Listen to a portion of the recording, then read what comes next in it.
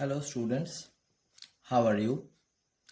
Hope all of you are safe and sound at home. Because of the lockdown due to outbreak of coronavirus, classes cannot be conducted in school. But to carry forward the syllabus smoothly, we are going to provide you with some video clips of the explanation of the chapter, which will help you understand the chapter properly during this lockdown period. Along with the video clips, NCERT and exercise question solutions will also be provided to you. Today we are going to start light, reflection and refraction. Light is a form of energy which enables us to see things around us. That means all the things that are around us are visible to us because of light. Whenever light falls on an object, they get illuminated, and because of that they are visible to us. Reflection. The bouncing back of light from a polished surface is called reflection. That means whenever light falls on a polished surface, they bounce back. This phenomenon is called reflection. The phenomenon of reflection is based on two laws which are written in book page number 161. Okay. Now, in order to explain the laws of reflection, we need to pay attention to this diagram. First, this line. This line indicates incident ray. That means the ray of light coming from the luminous source. Luminous source means the source of light. This line is a normal. Normal means a line which is perpendicular to the reflecting surface. This is the reflecting surface and we call it mirror. Okay, this reflecting surface is considered to be a mirror. These dashes indicate the behind of the mirror, and this plain line indicates the front or the reflecting part of a mirror. And this line indicates the reflected ray. Reflected ray means the ray of light which goes away from the mirror after bouncing.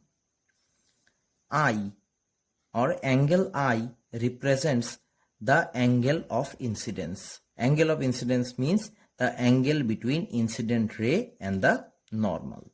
And similarly, this angle R represents angle of reflection, means the angle between normal and reflected ray.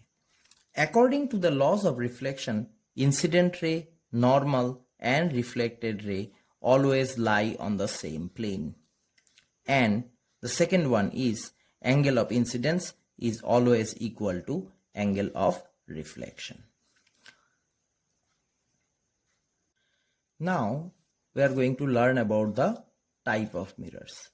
And the first one is plane mirror. Plane mirrors we see in our day-to-day life and we use it every day.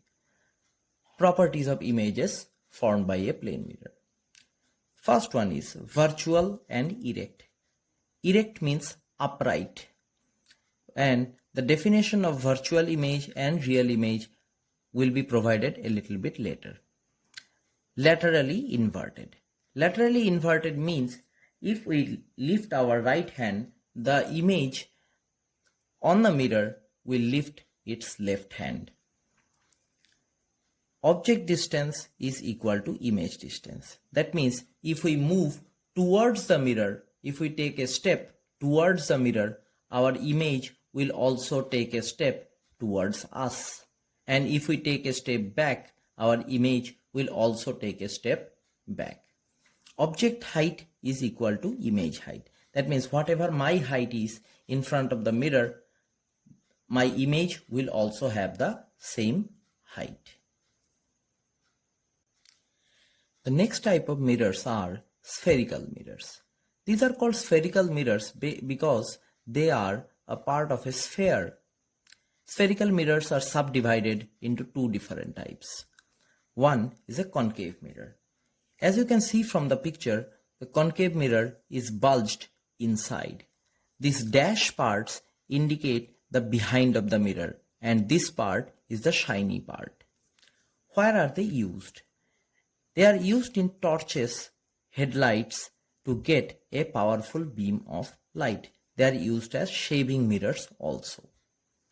Next one, convex mirror. Convex mirror, you can see from the picture, it is bulged outside. That means the shiny part is bulged outside. Where are they used?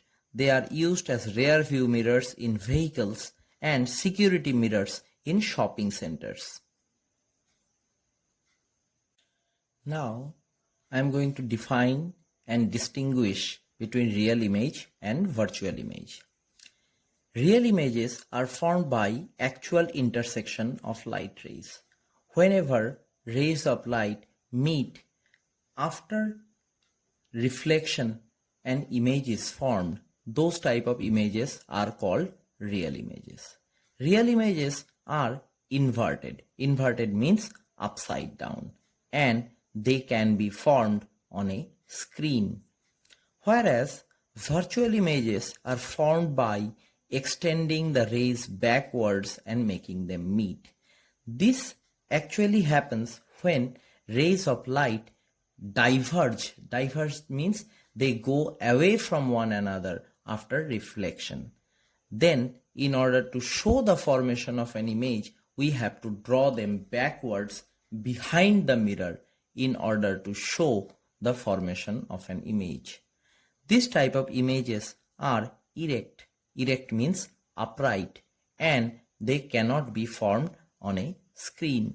The images that we see in our day-to-day life in front of a plane mirror, on a plane mirror, are virtual images. Now we are going to learn about ray diagrams and how images are formed with the help of mirrors. This is a concave mirror. First of all, this is an imaginary line named principal axis which passes through the mirror.